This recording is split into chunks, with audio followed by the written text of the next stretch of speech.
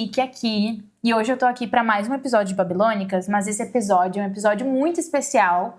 Inclusive, eu diria que o que eu tô mais nervosa, porque eu tô nesse lugar, saindo desse lugar confortável de ser a que tá ali perguntando coisa pras babilônicas e né? Fico naquele lugar ali, pergunto, mas assim, hoje eu estou abrindo a porta da minha casa com a minha amiga Loi, tão maravilhosa, que eu amo tanto, pra gente falar sobre muita coisa. Eu também te amo. Obrigada. Pra gente falar sobre muitas coisas e, enfim, discorrer sobre vários assuntos da vida. Que eu acho que é isso que a gente vai fazer hoje, discorrer sobre vários assuntos da vida, dramas, felicidades, enfim, vamos juntas nessa. Tô me sentindo honradíssima de estar aqui na sua casa, no seu programa, no seu projeto.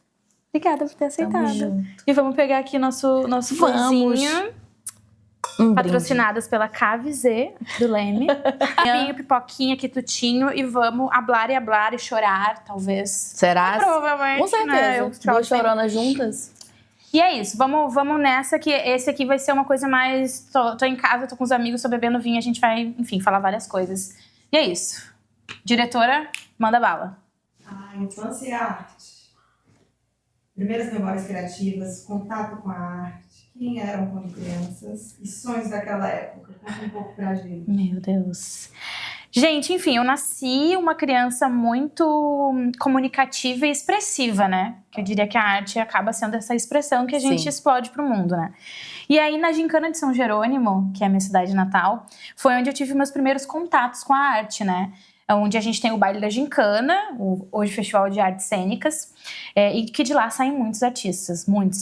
Tu já assistiu alguns bailes e sabe o que eu tô falando, né? Então é um negócio babilônico pra cidade de São Jerônimo. Minha equipe Águia de Fogo foi o Galpão da Águia, o lugar onde eu me descobri artista. Acho que eu tô ficando com vontade de chorar, gente, desde 2 minutos. Foi o lugar onde eu me descobri artista, quando ainda era um chão de terra, que hoje a gente tem um galpão lá reformado, maravilhoso, que bom, né, que as coisas evoluíram e, enfim, a estrutura hoje é uma estrutura muito legal, mas eu comecei no chão batido, a gente se atirava no chão e saía tudo sujo e ficava até 6 da manhã e num frio do Rio Grande do Sul e a gente ensaiando. E aí eu me vi artista lá, assim, muito criança ainda, eu tinha 10 anos quando eu fiz minha primeira participação, assim, no elenco infantil ainda. E eu gostava de estar lá, era onde eu me sentia preenchida, sabe? Era onde eu me sentia mais eu, assim, eu acho. Sim. Onde eu ficava, tipo, eu era 100% eu e me sentia meio que sem julgamentos, assim, né? E aí a gente entra pra essa parte artística, que a gente tá lá interpretando outros personagens. E que é muito gostoso isso que a arte traz pra gente. Né? Eu acho incrível essa oportunidade que a arte dá pra gente de ser outras versões que a gente às vezes não tem a oportunidade de ser no dia a dia, né? Sem máscaras, e a gente aprende e passa a ter outras vivências também, né? Até porque a gente acaba estudando e entendendo como que é esse corpo, como que é esse personagem, enfim, essa personalidade. Total. Enfim, aí cresci, né, na Águia, cresci lá dentro do galpão, assim, comecei muito cedo, né, com 10 anos, mas eu nasci dentro da equipe, então... Desde pequenininha. Desde sempre, assim, eu realmente nasci já na Águia de Fogo, sabe? Então eu sempre vivenciei aquele ambiente artístico ali, mesmo quando eu ainda não dançava, né, mesmo quando eu ainda era criança e não estava no elenco em si. Então fui crescendo, participando de vários bailes, né, até que em 2011, com 15 anos, eu fui rainha, protagonista, e continuei, depois que eu fui protagonista, continuei até 2019, tipo assim, fiquei 14 anos dançando sem, 14 anos? Ininterruptamente, assim, nunca parei, porque era uma paixão, sabe? E aí, quando eu saí de São Jerônimo pra morar em Porto Alegre por conta da faculdade, trabalho, enfim... Mesmo assim, toda sexta-feira eu pegava minha mochilinha e ia pra São Jerônimo, assim, não passava um final de semana fora, porque eu queria ensaiar, porque eu queria participar do baile, assim. Então, a arte sempre foi uma coisa muito forte. Meu pai, gincaneiro nato, assim, sempre me incentivou muito a estar no galpão, né, a vivenciar aquilo. Fiz meus melhores amigos lá, amigos até hoje, assim, que eu levo pra vida. Dói meu coração quando eu não consigo ir assistir o baile, fico mal, assim, porque é uma coisa forte, assim, que a gente cria. E aí, enfim, depois de mais velha, decidi faculdade de comunicação, mas depois de mais velha resolvi voltar pro teatro, que foi onde te encontrei. Sim. Encontrei a Andressa também, nossa diretora, também no teatro. E aí aqui no Rio... Nosso encontro? Então, na CAU, né? Na CAU Casa das Artes Laranjeiras. Eu comecei na CAU em 2024. E a gente se encontrou em 2025, né? Que foi em 2024 vocês começaram o semestre. Eu entrei no segundo semestre. E eu acho até engraçado, eu falei isso no último dia da nossa peça agora de formatura, que eu acho que tinha que ser com vocês, assim, né? Porque a minha vida com a arte também foram caminhos de idas e vindas. E aí, por eu ter já feito artes antes, eu consegui aproveitar algumas matérias. Então, eu entrei no segundo semestre e vocês já estavam no meio do curso, né? E foi quando a gente se encontrou. E logo depois, a Nicole anunciou que estava grávida. E foi um momento lindo e emocionante, assim. E a gente se conectou muito ali naquela época ali, né? E a gente fez a vida como ela é. E... foi incrível, muito legal, foi né? muito bom. Foi muito bom. Mas olha, eu não consigo sair da skin apresentadora, né? Mas eu contei como que a arte iniciou na minha vida, né? Eu criança, enfim, na Gincana de São Jerônimo e tal.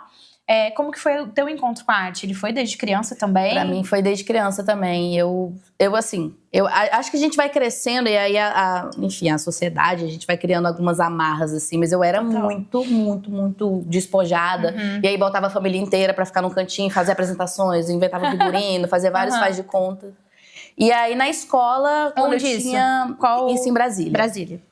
Quando eu tinha mais ou menos uns 9 anos, tinha uma aula de teatrinho lá, que a gente tinha que fazer meio que uma seletiva, e eu fiz e passei.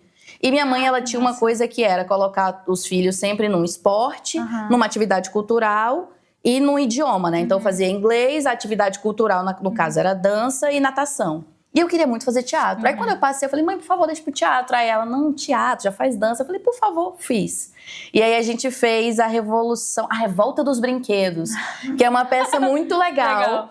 Que é uma adolescente, que a menina se descobre adolescente, aí ela resolve jogar os brinquedos fora. E aí os brinquedos ouvem isso. Uma coisa meio Toy Story. Total. E os brinquedos ouvem e fazem a revolução durante a noite pra ela não jogar fora. E aí eu fiz uma boneca importada, que era um personagem bem pequenininho. Mas eu ficava ensaiando em casa e gritava e não sei o que. Acabou que esse personagem cresceu e virou, tipo assim, a boneca principal lá. E aí depois disso eu nunca mais saí do teatro, né? Aí entrei numa companhia de teatro infantil que era dessa mesma professora. E fui fazendo várias peças de teatro infantil, só que eu fui para um colégio militar depois. E no colégio militar não tinha teatro. Eu só fui voltar a ter contato com artes cênicas, de fato, no ensino médio, porque a gente tinha matéria obrigatória para o vestibular. E aí, a professora fazia alguns trabalhos práticos, e eu sempre, quando fazia trabalho prático, eu queria pegar e fazer o personagem. Até que um dia ela virou para mim, já estava adormecido em cima, ela virou para mim, a gente fez o livro que era até do vestibular, que era Meu Tio Matou um Cara. E aí eu fiz um personagem masculino e tal, não sei o quê, aí fiz todo um trejeito. Aí no final, eu nervosona, aí ela parou e falou assim, você? Aí apontou pra mim, aí eu, o quê? Aí ela, você é ótima, você tem que fazer teatro. E aquilo se despertou em mim de novo. E foi quando eu resolvi fazer artes cênicas, fiz artes cênicas na UNB, na Universidade de Brasília. E aí voltei a ter teatro, aí tive uma companhia de teatro infantil e aí desde então nunca mais larguei o teatro. Mas assim, eu sou do teatro desde criancinha. Que legal. A escola, é muito bom que a escola proporciona isso pra gente, né? Sim. Eu também. É importante ter teatro e arte, né? Na construção da criança, né? Como ser humano. Eu também na escola, escola polivalente, né? Na escola que eu estudei do jardim até a 8ª série. A gente sempre tinha apresentações assim, Dia das Mães, Dia dos Pais, e aí sempre inventava alguma coisa, né? Mas teve uma coisa que me marcou muito de arte, assim, porque eu nunca tinha tido contato com teatro, com, enfim, falas, essas coisas, né? Porque o Baile da Gincana não é um teatro com falas, né? É expressão corporal e interpretação, mas não com falas. E aí eu inventei uma peça onde as amigas brigavam, eu desmaiava, enfim. E aí nem tinha nada pra gente se apresentar. A última sala, ela, ao invés de ser uma parede, ela tinha uma porta que servia de parede entre uma turma e outra. Mas era tipo uma porta. Não era uma parede. Aí a gente puxou, abriu a porta pra, tipo, essa sala virar, tipo, a plateia e a nossa virar o palco. E aquilo ali me marcou, assim, porque eu queria fazer alguma coisa, então eu mesmo inventei. Não tinha o que eu, tipo... Não era uma coisa especial. Inventei o que eu queria fazer e as minhas colegas compraram e a gente foi lá e fez. Eu acho muito legal essa coisa. Quando a vontade, ela vem forte, assim, a gente consegue dar um jeito, né? Eu lembro que na época que eu tinha um teatro infantil, a gente não tinha financiamento nenhum. Então, juntava a galera em casa pra costurar e fazer figurino, ver o que você tem de roupa aí, vamos juntar aqui. Minha mãe costurando cenário, e a gente montava, improvisava e fazia, assim, sabe? E eu acho que essa é a magia do teatro, né? A gente não precisa de grandes coisas. A gente precisa ter vontade. E quando junta uma galera que quer fazer, que é artista, assim, que ama a arte, o negócio sai de qualquer jeito. Mas sai. Essa magia do faz de conta. Mas vocês acham que vocês já eram a mulher que vocês são hoje? Quando essa criança artista, vocês acham que tem o quê dessa criança aí até hoje? Cara, eu acho que a arte me faz voltar pra essa criança, sabe? Me faz voltar nessa essência. Às vezes, quando eu tô meio... como é que fala? Não é profissional, mas muito workaholic, assim, muito, tipo, trabalho, aquela skin, assim, tipo, trabalho. Tô, tipo, muito, né, vivendo aquilo ali. Eu preciso dar uma respirada e voltar, porque daí eu acabo ficando muito seriona, sabe? Muito adultizada, né? Exatamente, eu tava falando disso com a minha amiga Ana, que tá aqui também. Eu tava falando sobre isso, que eu quero ser responsável, não sei o quê, e eu dou conta de tudo, e não sei o quê. E, tipo, fico muito rígida, sabe? Comigo mesma. E a arte me faz voltar pra aquela criança, sabe? Que queria que eu fosse essa mulher leve, divertida, sabe? E às vezes eu me pego, tipo assim, caraca, por que eu tô tão seriona? Eu não sou assim, sabe? Eu sou, tipo, eu sempre fui palhaçona e tal. E a arte me resgata. Acho que é isso, a arte me resgata. Eu vi uma frase esses dias que fala que o artista é a criança que você não deixou morrer. Eu acho que é isso, assim, né? Quando a gente encontra com a arte, não necessariamente no teatro, a arte no geral, traz essa coisa do encantamento, né? Do mundo ilusório, da fantasia. Eu acho que o teatro faz exatamente isso comigo também. Eu não sei se eu sou... Se eu sou... Eu tenho um pouco daquela criança. Eu acho que quando eu tô no teatro, essa criança vem. Mas eu acho que as vivências e a vida vai amadurecendo a gente, assim. Eu acho que eu posso ser ainda aquela mulher, aquela criança ali, mas muito moldada também, né? Porque é isso, assim. Acho que as amarras da sociedade vão fazendo a gente, assim... As inseguranças às vezes vão tomando conta, que eu sinto falta de ser aquela criança tão destemida. E eu acho que o teatro, no palco, eu consigo ser. Mas não... E aí, às vezes, eu tento fazer isso. Eu tento fazer da minha vida um teatro. Quando tá muito difícil, eu vou fazer isso aqui um teatro. Vou fingir que é um personagem. Vou fingir que eu sou outra pessoa, que pra não ver sou se eu fica mesma. mais fácil mesmo, sabe? Pra gente tirar essas amarras que a vida coloca na gente. Total.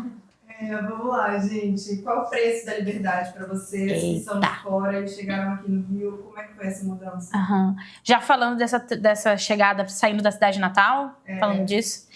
Então, eu saí de São Jerônimo, né, uma cidade bem pequena e que eu tenho muito carinho até hoje. Sinto necessidade de ir até lá algumas vezes no ano pra voltar pro meu eixo. Eu me sinto assim, às vezes eu... Tô, tipo, muito aqui, daqui a 2 semanas, mais ou menos, eu vou ir pra lá. Eu tô muito feliz porque eu vou ir pra lá, vou dar uma retomada nas minhas raízes. Isso pra mim é muito importante. Mas eu saí de lá pra BH. Primeiro pra São Paulo, fiquei 3 meses antes da pandemia.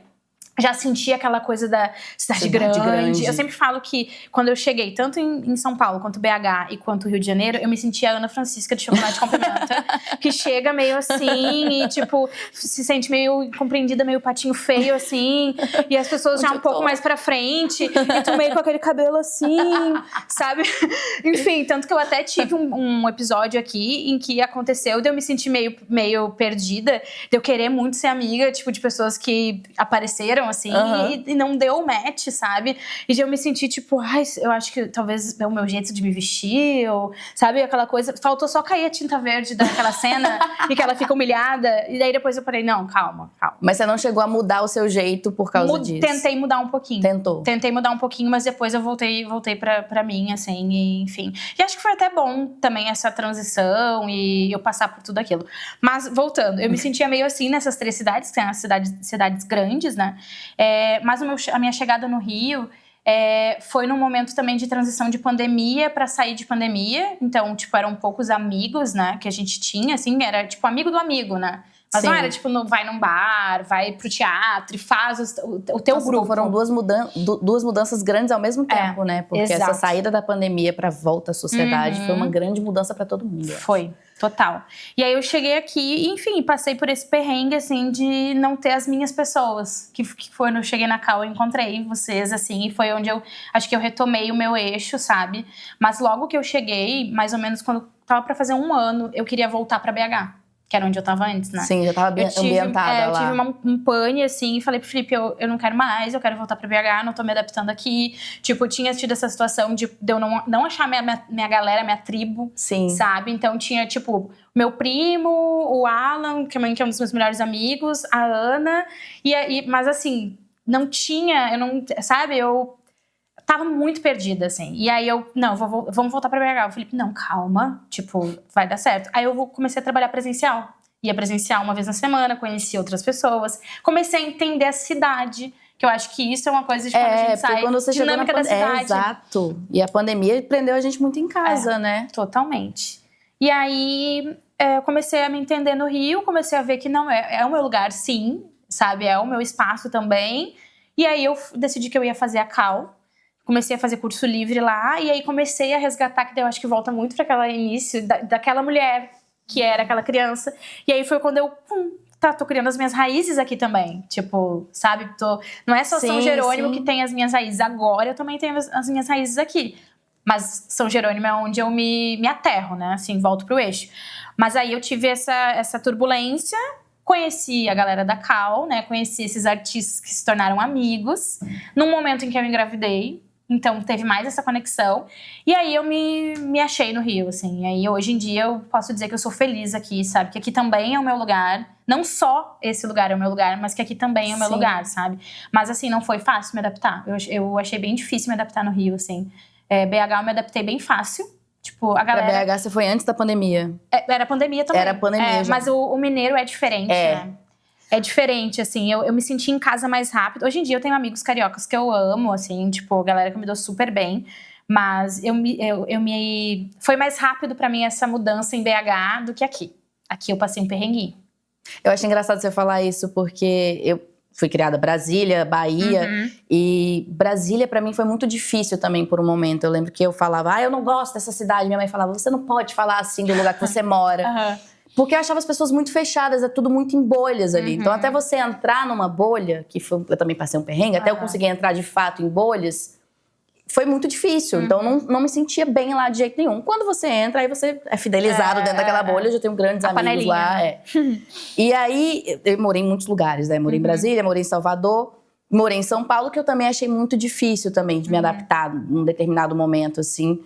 Eu acho que eu não conseguia chegar nesse ponto que em Brasília eu consegui, de entrar dentro das bolhas. Em São Paulo eu acho que eu ainda fiquei mais de fora, assim. Fui morar na Austrália também. Chique de tudo, né? Ganhei uma bolsa de estudos e fui morar lá. E também foi o preço da liberdade, que é isso, né? Eu acho que a gente se culpa por não estar presente. Estava do outro lado do mundo, foram 3 anos lá. Então eu perdia datas importantes. Mas sem vir... Não, eu vim pra cá uma vez, em passar férias, passei um mês aqui, mas assim... mas igual, é bastante. E aí meu sobrinho, por exemplo, era pequenininho, tinha 1 ano, então 3 anos muda muito a criança, né? Então eu sentia mal por não estar perto, perdia datas importantes, eu morria de medo de acontecer alguma coisa com alguém. Como é que eu venho do outro lado do mundo pra cá numa emergência? O voo mais curto é 24 horas, assim. Mas eu acho que também tem um preço muito bom de ser livre, de você poder escolher aonde você vai estar, e não só geograficamente, que é entender que toda escolha tem a sua renúncia. Mas quando você escolhe ser quem você é, eu acho que esse preço, isso não tem preço, na verdade, né? Então, assim, você escolher quem você é e assim, tudo isso que eu falei, esses lugares todos, todas essas mudanças foram em busca de um sonho. Então, eu acho que não tem preço nenhum. Foi difícil estar longe, é difícil estar longe. Me sentia culpada diversas vezes por não estar em datas especiais. Mas também eu estava pensando que era por um bem maior, né? Porque quando eu conseguir chegar onde eu pretendo chegar, realizar o meu sonho, eu vou conseguir também estar mais presente. E hoje, com o advento da internet, a gente consegue estar junto. Então, na época da Austrália, era videochamada o tempo inteiro.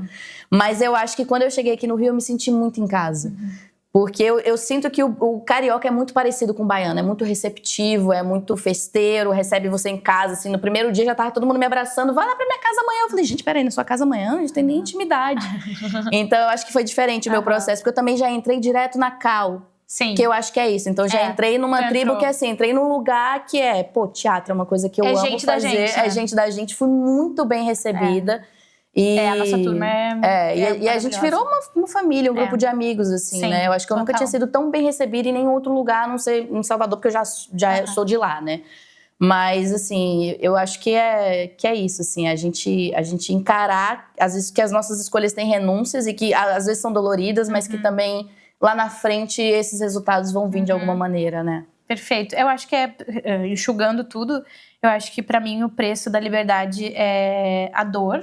Sim. Também, de não estar mais naquele lugar que tu, enfim, cresceu e criou tuas raízes. Mas é também a felicidade de ser múltipla, sabe? Exato. E escolher ser o que tu quiser e estar onde tu quiser e conhecer novas culturas e novas pessoas, sabe? Então, pra mim é uma dualidade, assim, a liberdade, sabe? É total. Porque você também abre mão de algumas certezas, né? Quando você tá na sua cidade natal, você tem um ambiente seguro e confortável que você já conhece, né? Quando você sai pra um outro lugar, é tudo novo. Mas também é isso, né? A descoberta é um eterno aprendizado, eu acho, assim. E eu acho que o teatro faz isso com a gente. Eu acho que mudar de cidade também. Mas eu acho que eu também sou muito parecida contigo. Eu preciso voltar pra Salvador pelo menos uma vez por ano. Pra eu me aterrar, parece que eu volto a entender de onde eu vim, quem eu sou, pra poder, enfim, ir pra onde tiver que ir depois. Total. Eu me sinto assim, muito assim. Vamos. Estão falando de escolhas, né? Mas e as coisas que vocês não escolheram, que tiveram que atravessar? Como é que foi? Vocês lidam com isso? Fala um pouco. Difícil. Acho que a vida... Eu acho que isso é punção de vida, né? Quando as coisas vão se movimentando. E óbvio que a gente quer ter controle sobre tudo, mas nem tudo a gente tem. E isso me deixa enlouquecida às vezes, né? Mas eu acho que eu entendi que a gente não tem... Eu sempre entendi, na verdade, né? Uma coisa que a minha mãe falava muito, que é a única certeza que a gente tem na vida é a morte. Só que eu acho que a gente nunca tá preparada pra ela, né? E eu tava na Austrália, do outro lado do mundo, e esse era o meu medo o tempo inteiro. Na verdade, acho que desde criança, assim, sempre tive um grande medo de perder minha mãe. Eu acordava, às vezes, de noite pra ver se ela tava respirando, aí ficava tranquila e voltava a dormir. E aí eu tinha muito medo de acontecer alguma coisa enquanto eu estivesse lá e não poder vir. E aí, engraçado, a não escolha da vida. Eu fiquei doente na Austrália. E aí, eu fiquei doente de um jeito que estava insustentável de me manter lá, longe da minha família, longe da minha rede de apoio. Eu falei, cara, eu vou ter que voltar. Eu voltei triste, eu voltei chorando do avião pra cá. 18 horas de voo até Dubai, depois mais 14 horas até aqui. Chorando, eu não queria voltar. E aí, quando eu cheguei aqui, eu entendi por que eu tive que voltar, né? Eu fui me aterrando, fui tendo minha rede de apoio, fui sendo cuidada, fui melhorando. Melhorei, vem a pandemia mais uma vez, as coisas fogem do nosso controle. E aí, no meio desse processo todo de pandemia, a gente descobriu o câncer da minha mãe. E aí foi um processo muito dolorido, porque até descobrir de fato que era o câncer, foi mais ou menos 1 ano aí de internação, e vendo ela emagrecer, vendo ela perder até a energia que ela tinha, assim, sabe? Aí eram várias cirurgias, enfim, até a gente descobrir que era câncer. E no meio da pandemia, então, assim, muito medo também daquela doença que a gente não sabia como seria. E aí, quando a gente descobriu, eu lembro que... Porque tava na dúvida do que seria, né? Era um câncer na língua, que eu acho que é um câncer muito difícil, porque ela parou de respirar sozinha, parou de falar e parou de comer. Então, eram várias sondas nela, né? E aí eu lembro que quando a médica falou, é câncer, eu até fiquei aliviada. Eu falei, caramba, que bom. Aí depois eu pensei, falei, cara, eu tô falando que bom que minha mãe tá com câncer. Mas que bom que a gente tinha um diagnóstico, porque até então foi 1 ano de incertezas e várias intervenções nela que foram bem doloridas pra gente e pra ela também, né? E aí ela falou, só que assim, ela vai precisar fazer o tratamento, a quimioterapia, mas seria ideal que ela ficasse em casa, porque com a pandemia é perigoso que ela pegue esse vírus, que agora ela virou uma paciente de risco. Cara, em um dia, liguei pra minha amiga arquiteta, falei, cara, vem aqui em casa ver o que a gente pode fazer no quarto dela. Aí ela falou, a gente vai ter que trocar o chão, não sei o quê, tirar esse guarda-roupa que tá velho, trocar as luzes, colocar mais tomada, porque vai precisar colocar. Enfim, a gente conseguiu. Ainda bem que a gente tinha um plano de saúde, a gente conseguiu fazer, em um dia, reformou o quarto dela todo, fez uma estrutura bem de home care mesmo, de hospital. E aí ela foi sendo cuidada ali, e aí só ia pro hospital pra fazer a quimioterapia. Na última quimioterapia dela, chegou a tocar o sininho pra comemorar. E aí ela voltou pra casa, a gente feliz, enfim. E aí ela começou a meio que delirar. E aí ela tinha uma plaquinha, porque como ela não tava falando mais, tinha uma plaquinha que falava assim, tô bem, tô com sono, tô enjoada. Aí eu, mãe, o que você tem? E ela não conseguia apontar, eu vi que ela tava delirando. Eu falei, cara, tá estranho. Quando eu peguei nela, ela tava ardendo em febre. Aí eu liguei pra médica dela, ela falou, traz pra cá urgente. E aí a gente levou, ela falou assim, ó, só por desencargo de consciência, vamos fazer um teste de Covid? E aí eu já fiquei desesperada. Eu falei, tá bom, vamos fazer. E nisso meu pai também tava meio febril. Falei, pai, é melhor, acho que todo mundo fazer um teste de Covid. Eu fiz, ele fez. Beleza, minha mãe foi internada, aí ela falou, ó, como ela tá bem grave, tá muito alto a febre, enfim, vai ficar internada aqui. E aí no dia seguinte saiu o resultado, testou positivo pra Covid. E aí, mais uma vez, o que a vida, né, enfim. Aí, nessa hora, peguei o celular, fui olhar o resultado do exame do meu pai. Covid também. Falei, caramba, ferrou. E aí, minha mãe, como já estava em estado um pouco mais grave por causa do câncer, enfim, de todos os aparatos que ela tinha, ela já foi direto pra UTI. E aí, ela tava meio que brigando com o respirador. E meu pai foi internado em um outro hospital. Então, foram uns 15 dias mais difíceis da minha vida. Porque eu ficava com meu pai no hospital de dia, e no final do dia ia pegar o boletim boletim médico da minha mãe, e às vezes eles deixavam eu visitar, e toda paramentada e tal. E aí foram 15 dias, foi muito rápido, assim. 15 dias até do dia da descoberta da Covid até eu perder a minha mãe. E, por incrível que pareça, parece que ela tava só esperando meu pai sair. Ele teve alta no dia que ela fez a partida dela. E aí a gente tava em casa, e aí a gente recebeu a notícia, enfim. Mas eu tô querendo trazer tudo isso sobre as não escolhas da vida, né? Porque a vida foi se encaminhando de um jeito. Eu voltei da Austrália muito chateada por ter voltado antes da hora. Eu não queria voltar. Mas se eu não tivesse voltado, eu não teria vivido esses últimos anos com a minha mãe. Porque logo depois veio a pandemia e as fronteiras fecharam. Então, eu não ia nem conseguir vir pra cá. Então, eu pude estar com ela em todos esses momentos. E é difícil até hoje ainda, eu sinto muita falta da minha mãe, mas ao mesmo tempo ela me ensina muito, e eu gosto muito de falar dela, porque ela me ensina, inclusive, como lidar com esses os não esperados da vida, né? Tipo, ela tava com tráqueo, tava com sonda, devia estar horrível, mas toda vez que eu perguntava pra ela, mãe, como é que você tá? Sempre com a mãozinha pra cima e sempre sorrindo. Então, assim, ela me faz ter muita fé na vida, sabe? Muito, até hoje. E dá pra ver nos seus olhos que tu carrega ela. Que bom. Eu acho que é o maior ensinamento que ela deixou pra mim, assim. É sobre ter fé na vida, e eu digo fé no geral, assim, de acreditar mesmo, sabe? E onde eu puder ir, puder falar dela, eu vou estar muito feliz. Porque é a maneira que eu faço ela se manter viva. Porque ela tá viva. Ela só não tá aqui fisicamente, mas ela tá viva em mim. Eu falo agora também sobre as minhas não escolhas. Ai, gente, são tantas coisas, né, que a gente passa na vida, assim, difíceis, né, de relatar, de falar. Mas eu acho que uma não escolha, e a minha mãe esses dias ainda tava falando, quando a gente foi pra BH, eu cheguei lá, enfim, aquela primeira coisa estou indo morar com o Felipe, né? Eu me apaixonei pelo Felipe quando eu tinha 15 anos, gente, eu tenho 30 agora. Enfim, a gente terminou, voltou, e aí quando a gente voltou de vez, a gente foi morar juntos em BH. Aí cheguei lá, aquela coisa de, estamos morando juntos, né? Ai, momentos lindos, e aquele calor, aquele fogo do início do relacionamento, né? Toda aquela coisa. Uma cidade nova, muitas coisas pra descobrir. Muitas coisas e tal. Ele começou, enfim, com uns sintomas, e a gente descobriu que ele estava com câncer. E aí, enfim, foi cirurgia, e aí retirou, né? Beleza. Passamos por aquilo ali. Quando deu mais um tempinho, ele fazendo exame de rotina, o câncer voltou em outro lugar. E aí, quando voltou em outro lugar, não tinha o que fazer, era quimioterapia. Não tinha mais como fazer cirurgia.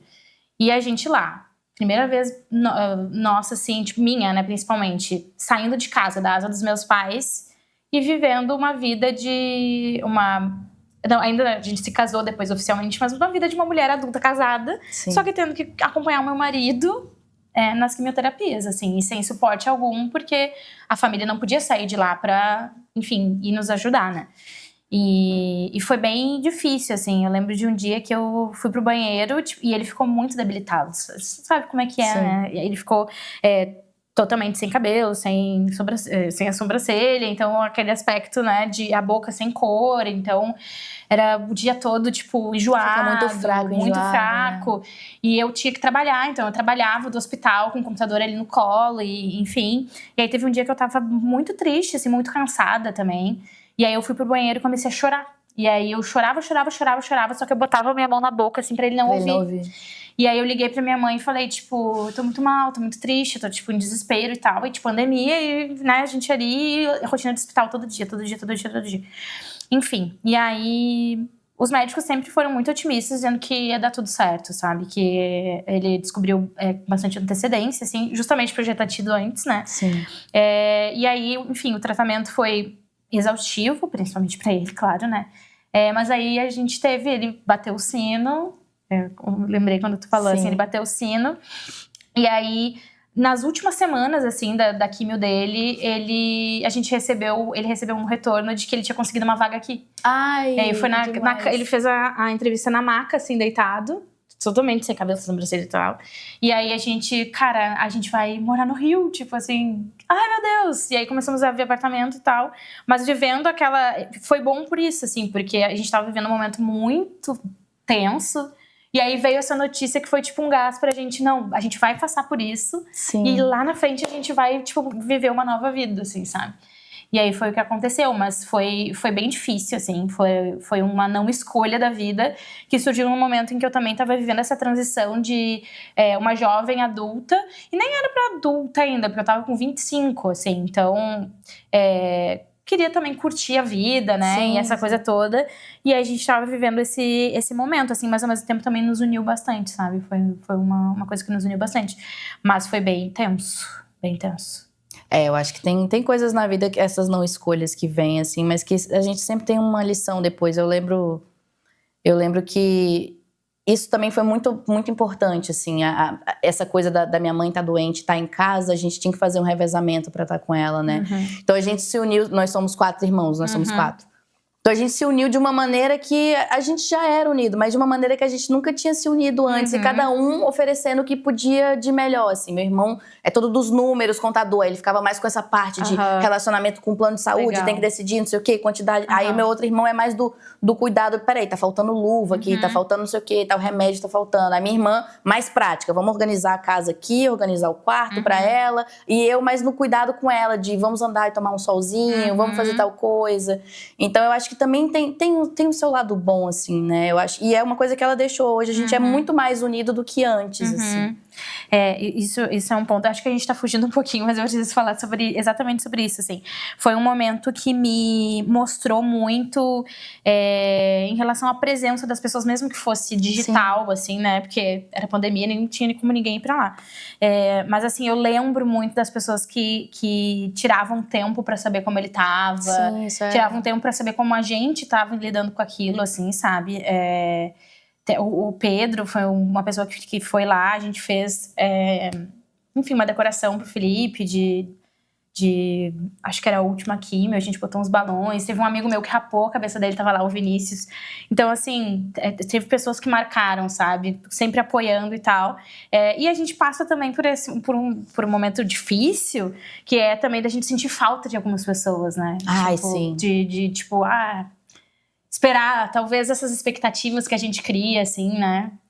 Sobre as pessoas que não é suprida, sabe? Nesses momentos assim, que a gente tá mais vulnerável. Isso é uma coisa que eu tenho aprendido na dor, eu acho, assim, né? Que é essa coisa da expectativa em relação ao outro. Mas aí eu fico pensando, talvez a expectativa seja que eu tenha criado, né? Talvez se eu não tivesse criado, mas às vezes é inevitável que a gente não crie, né? Mas aí eu fico pensando, já tocando num outro assunto de não controle da vida, né? Ano passado eu fiquei internada também, enfim, descobri uma doença. E aí eu não falo não exatamente sobre expectativa, mas sobre também ser surpreendida. Porque eu tinha acabado de chegar aqui no Rio e assim, foi tudo muito de repente. Eu tava no meu aniversário, comemorando meu aniversário. Comecei a me sentir mal, no dia seguinte fui ao hospital e já fiquei internada. Então meu pai tinha vindo para o meu aniversário e para ver a peça que a gente ia apresentar. E de repente ele ficou comigo numa internação que seria 2 dias, viraram 23 dias. E aí é uma drenagem que virou 3 cirurgias. E foi uma coisa que foi crescendo. Mas eu tinha 6 meses só aqui no Rio, de repente tinha uma rede de apoio enorme para cuidar de mim. E aí eu lembro que no primeiro dia, assim, na primeira cirurgia, eu tava meio revoltada com tudo que tava acontecendo. E aí depois eu parei pra pensar, eu falei, caramba, olha só, eu estou numa situação de hospital, do qual eu estou dependendo das pessoas totalmente. Tem uma galera se comprometendo e dedicando tempo e cuidado a mim, enquanto eu não posso oferecer nada. Pelo contrário, eu tô oferecendo só trabalho. Então, por que não valorizar isso também, né? Então, eu acho que é isso também, a gente também entender quem tá com a gente ali, é isso, e não ficar esperando de quem não esteja, né? E eu acho que esses momentos difíceis sempre trazem algum aprendizado. São os prós e contras, né? Sim. Vai, diretora. Porque a sua versão mais jovem teria orgulho de ver de vocês hoje? Cara, a minha, por eu não ter desistido, eu acho. Porque de diversas vezes eu tive muita vontade de desistir. Inclusive nesse meu primeiro dia no hospital, que eu fiquei super revoltada, assim. E hoje eu olho pra trás e falo, que bom que eu não desisti. Porque foi difícil passar por esses momentos todos, assim. Mas se eu não tivesse passado, eu não seria quem eu sou hoje, né? Eu não estaria onde eu estou hoje, com as pessoas que eu estou hoje. Hoje eu sou muito mais madura e tenho muito mais discernimento pra entender onde eu quero estar, onde eu não quero. Mais uma vez sobre a liberdade, né? Até de escolher também com quem eu quero estar ou com quem eu não quero. E eu acho que de não desistir. Eu acho que eu sinto orgulho, assim, de ter continuado insistido que eu queria me comunicar pro mundo. E tá aqui hoje, por exemplo, com um vídeo do YouTube que eu já tinha tentado há muito tempo atrás. Comecei com um amigo. E quando a gente quer criar conteúdo ou enfim, até ser artista, estar no palco, enfim, a gente vai ter julgamentos, né? Sim, tempo e todo. eu fui um pouco julgada, assim, aquela coisa bem de antigamente, que hoje em dia a gente já tá, acho que todos superamos esse tipo de coisa, né? Mas rolava muito essa coisa do tipo, ela tá gravando stories lá, falando, sabe? Ai, gente. Tipo, uma coisa meio assim, sabe? Tipo, que chata, tipo, ninguém olha, ninguém interage, sabe? Esse tipo de coisa. Sim. E eu fico muito orgulhosa de ter insistido, assim, sabe? De ter passado por cima dessas coisas que era eu me importando com o que os outros pensavam, né? Esperando essa validação. Eu olho meus vídeos, assim, às vezes eu me pego olhando. Agora, em julho, vai fazer 5 anos que eu tô criando conteúdo. E aí eu olho meus vídeos, assim, eu penso... Antes eu sentia logo no início, quando dava um tempinho eu já olhava e pensava, ai, que vergonha. Hoje em dia eu olho e eu penso assim, que fofa, sabe? Tipo, eu lá falando e tipo, eu tinha um pouquinho de vergonha, eu ficava meio assim, sabe? Tipo, gente, não sei o que. Tipo, toda assim e tal. E sempre se justificando, eu me justificava muito, assim, muito, né? Ai, tô aqui fazendo esses stories, porque não sei o que. Tipo... quem tu tá te justificando, sabe? Então, hoje eu olho assim, eu fico muito feliz que eu insisti, que eu sempre quis, eu sonhava muito em ter uma coisa assim. Tipo, eu olho assim pras coisas, tipo, realmente é um sonho realizado, assim, sabe? De tá conseguindo fazer esse negócio acontecer, assim, de não ter desistido. E hoje em dia eu tenho muito, assim, na minha consciência... que não adianta eu, tipo, eu quero viralizar e ter 1 milhão de seguidores. Claro que eu quero, né, gente? Óbvio, né? Óbvio que a gente quer. Mas assim, quem me assiste porque quer, sabe? Quem consome o nosso conteúdo, né, do Babilônicas, assiste porque se interessou. Então é um público que tá interessado, sabe? É uma galera que quer tá ali, que acredita no que a gente tá falando, que se identifica com o que a gente tá falando, sabe? Eu olho e penso, que bom que eu não desisti, sabe? Tipo, isso me faz ter orgulho, assim. Que bom que eu não desisti, porque, olha, eu tô trazendo muitas mulheres muito incríveis, dando espaço pra gente falar sobre um monte de coisa. E se eu tivesse desistido lá atrás, porque eu olhava, assim, tipo... stories encaminhado, eu lembro que eu entrava em pânico. Eu ficava assim, tipo, até quem que enviou? Não vou nem ver. Enviaram, gente, o que será? Eu dançando, eu e tal, eu ficava, tô me achando ridícula. Tipo, vários momentos eu pensava, tipo, tá, não vou mais fazer. Se eu tivesse desistido, eu não tava aqui. Exatamente. Sabe? É uma escolha muito corajosa, porque o julgamento ele vai existir em qualquer lugar. Né? Eu acho que agora com a internet tem maiores proporções. Mas eu acho que você falou uma coisa que é muito importante. Eu acho que todo mundo tem alguma coisa pra falar. E todo mundo quer ser escutado. E é muito melhor que você seja escutada com carinho, com atenção, sei lá, por 2 pessoas, do que, enfim, aquela audiência que a gente chama de desengajada. Mas que seja, vai ter 1 milhão de pessoas querendo te ouvir, sim. Teremos sim. Mas é uma escolha muito corajosa, assim. Mesmo com todos esses medos, você ainda insistir em falar. Porque é nato isso seu, cara. É o seu talento e você merece ser ouvida. Mostro. Gente, a gente tá usando essa lixeirinha aqui, que é o que não nos pertence mais. A gente vai escrever, jogar fora e adeus, tá? Então vamos lá. O que eu não quero que me pertença mais? Já sabe? Tô pensando. Ah, tá. Ai, tem tanta coisa.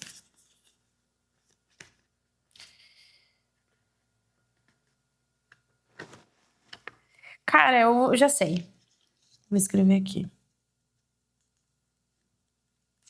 É uma coisa do meu trabalho também, mas eu acho que cabe na vida, sabe? Boa, já sei também. Eu vou ir falando, tá? Tá bom. Não sei. Guarda? Desculpa.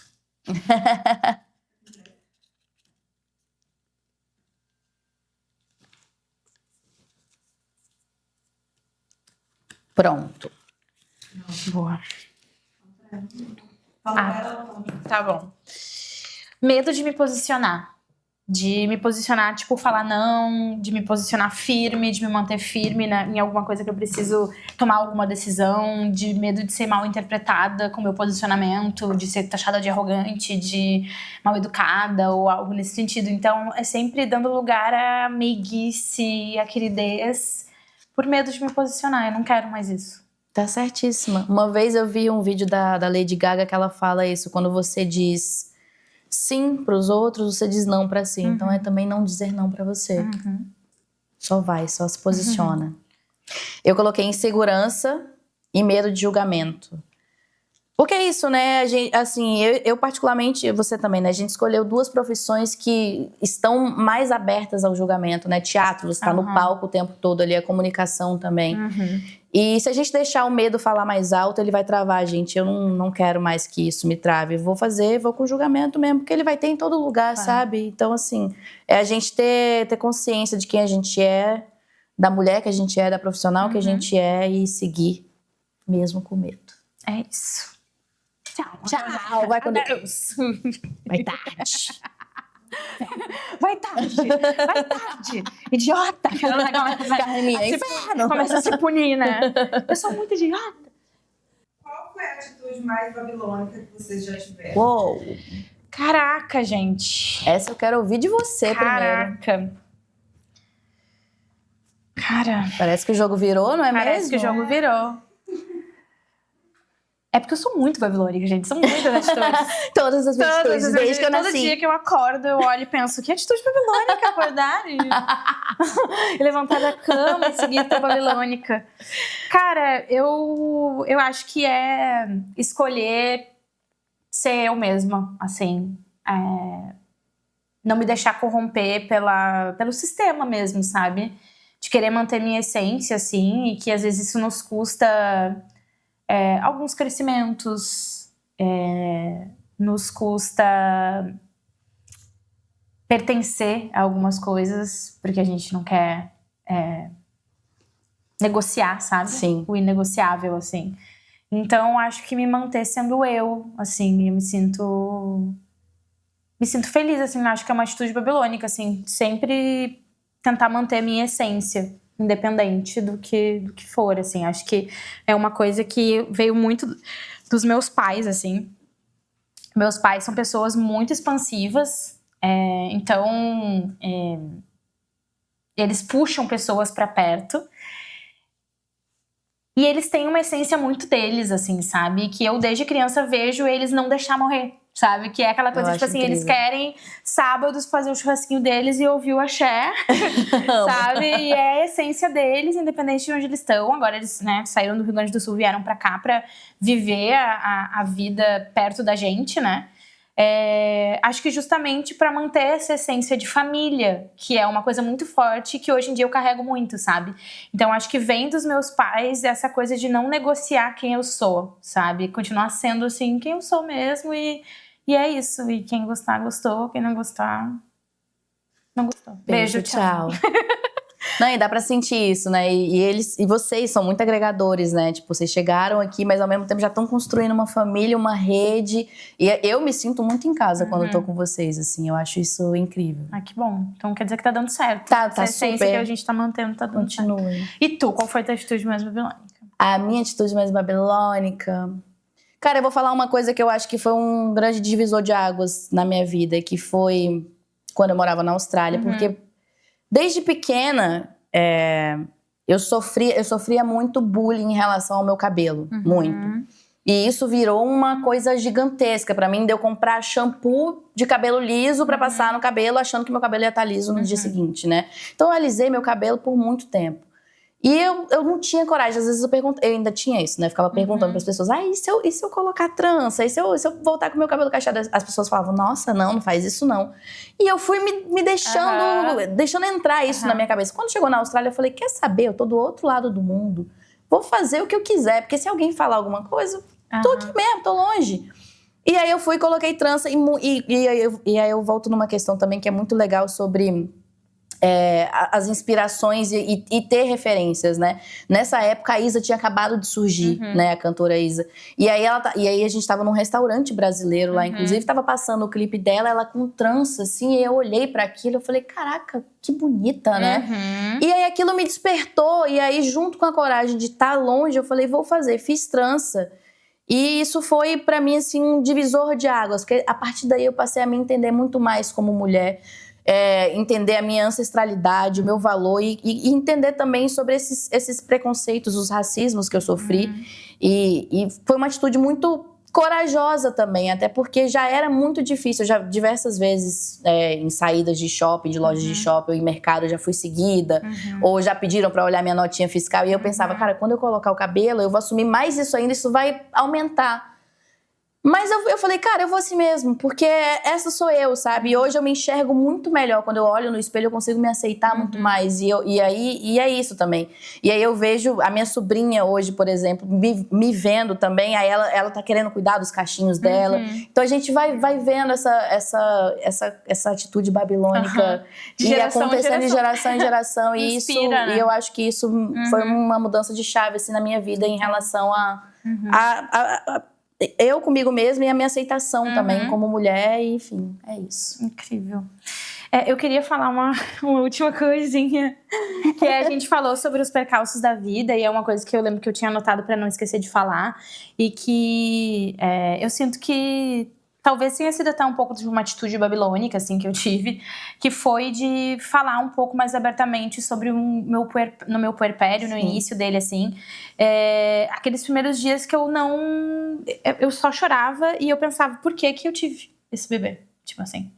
E aí, quando eu contei isso pra algumas pessoas, as pessoas ficavam, tipo, meio que chocadas, assim, né, com aquela informação. Porque o que se espera é que a mãe esteja muito feliz, né, que ela esteja amando aquela criança e esteja, nossa, sabe, vivendo aquele momento de sonhos, assim. E eu não vivi isso naqueles primeiros 15 dias. Foi bem difícil, assim, os hormônios do puerpério são bem complexos, sabe? E aí, hoje eu até comentei, tipo, eu e o Tim, a gente dorme juntos sempre, né? Mas essa noite a gente dormiu tão bem juntos, assim. E eu pensei, nossa, gente, chegou o refresco, sabe? De a gente acordar, eu estar descansada e eu estar ali feliz com meu filho. Tipo, hoje, essa minha escolha de ser mãe, né? De ter escolhido isso, enfim. E eu já tô louca pra ter outro filho, inclusive. Já tô louca pra ter outro filho. Mas assim, hoje eu me sinto muito feliz sendo mãe, sabe? Muito feliz mesmo. É uma realização pra mim. Mas naqueles primeiros momentos eu não tava, sabe? E aí depois, com o acompanhamento da minha médica, eu entendi que eu tava passando pelo Baby Blues. E aí a gente nomeia, a gente entende, enfim. Mas eu falei sobre isso, sabe? E eu recebi, na época, várias mensagens de mães falando assim, nossa, eu passei por isso, eu não sabia que tinha esse nome. Então eu fiquei, caraca, as minhas milhões de seguidoras. Eram algumas 5 ou 6, mas enfim. Atentas, são atentas.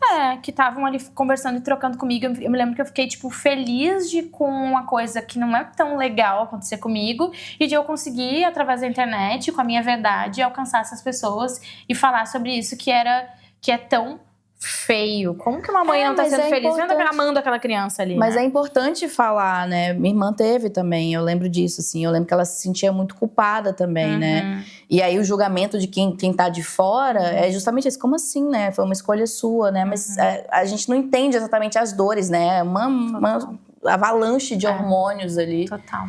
E isso não diminui o seu amor pela criança e nem a mãe maravilhosa que você é. Porque tu falou de referências e eu lembrei de 2 mulheres que me fizeram querer continuar na arte, assim. Tipo, mulheres que me inspiraram muito, que foi a Larissa Sanguiné. Lari, um beijo. Nossa diretora, foi diretora por anos, assim, da Águia Artística ali. Coreógrafa, enfim. E a Karen Rodrigues, minha amiga também, que é uma arteira maravilhosa, que me inspira muito, assim.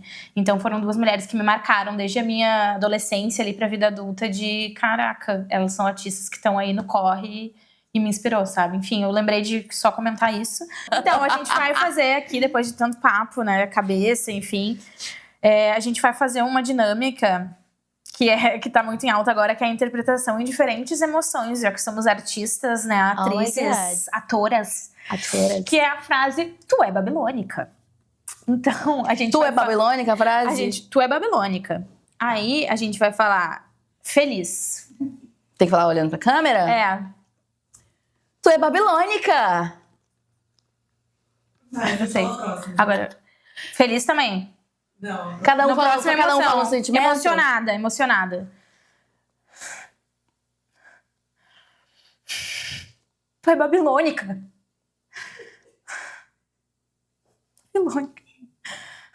Ai, eu fiquei emocionada. Agora é triste. Agora é triste.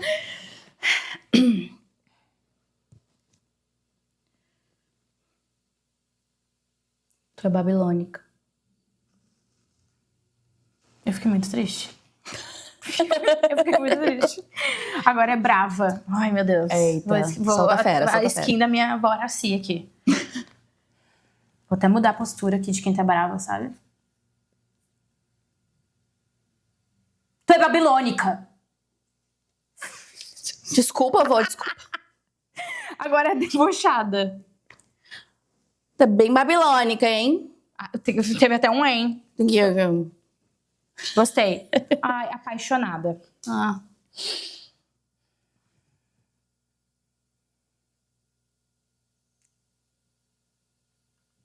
Tu é babilônica?